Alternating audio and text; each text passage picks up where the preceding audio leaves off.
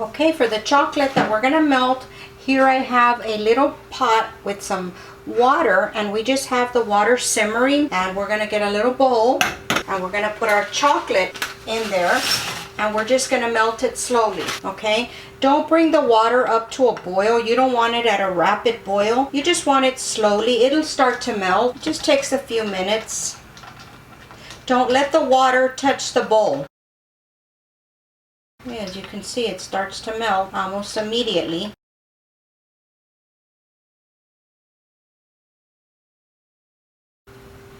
Okay, now that we have this all melted, we're going to turn the fire off and we're going to set this to cool. Remember, don't touch the bowl because it's hot. So you want to use a pot holder. Okay, we're going to set that off to the side and we'll be right back. For the pecans, this is 1 cup of whole pecans or halves. And what we're going to do is we're going to toast them in the skillet with medium-high heat. And we are just going to move them around here until you start to smell the aroma of the pecans. Okay, I wouldn't leave them alone for too long because once they start to toast, they go pretty quick. After we have them toasted, we're going to let them cool and we're going to chop them. So these are the pieces that are going to go in the cake. And as you can see, the pecans start to take another color. They start to get a little bit darker, and that's when you need to be careful that they don't burn on you. You can also toast them in the oven at 375 degrees for about 15 minutes, and then you just go in there and give them a little mix or turn so they can toast evenly. Okay, these are ready. We're going to set these aside so that we can chop them. Okay, now we're going to chop the pecans. Now that they have cooled a little bit, we're just going to chop them just to a medium size, not too small. So we're just going to give them a pulse, and that should be good. Okay, you don't want them too small, just a medium size. Just about like that. Now we're going to start to mix the wet ingredients in the mixer, so I'm going to move y'all over. Okay, we're going to get our dry ingredients ready. Now don't worry about the recipe. I will have it printed below in the description box. So here I have the flour, 1 3/4 cups of flour, 1 teaspoon of baking soda, 1 teaspoon of pumpkin pie spice, 1 teaspoon of cinnamon, a 1/2 teaspoon of baking powder, and a 1/2 teaspoon of salt. Okay, so we're going to give this all a mix to make sure it's all incorporated. And it's ready to go into our wet ingredients. Okay, for the wet ingredients, the first thing that we're going to do is we're going to put in our sugar. It's 1 1/2 cups of granulated sugar and a 1/2 cup of vegetable oil. We're going to get this going first on low speed. Okay, then we're going to add our eggs one at a time.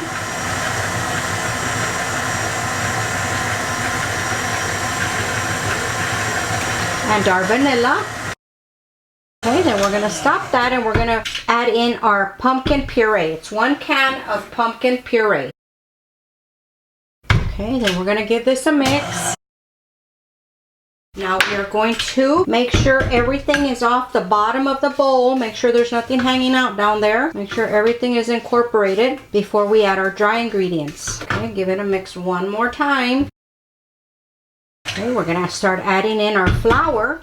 Okay, we're going to add in our flour just a couple of scoops at a time to make sure that everything gets incorporated. Start off slow so you don't get a flour bath.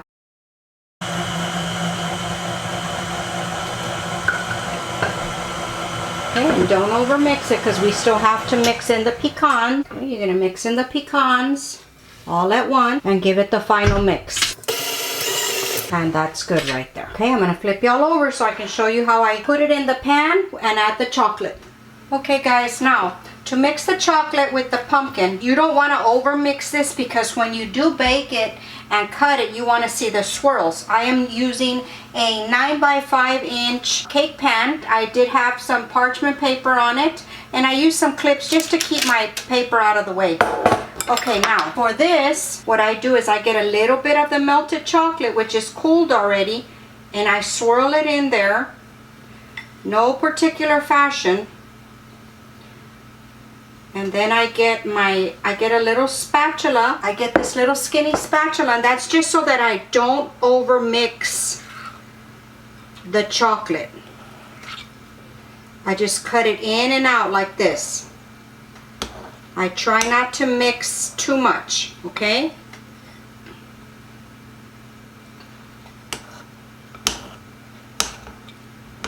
And then of course you're gonna mix it a little bit when it goes into the pan. So I save a little bit, then I just start pouring it into the pan.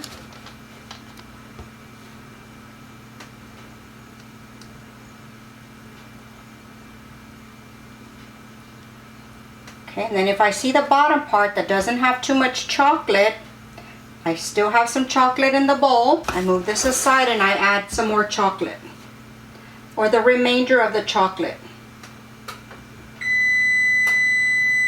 And there's our oven. We're gonna have the oven at 350 degrees, and we're gonna bake this for approximately 50 minutes.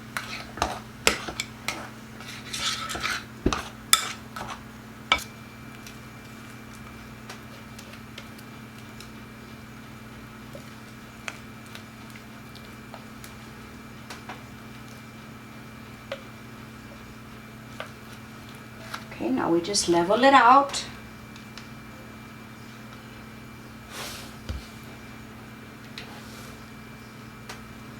And we're going to put it in the oven.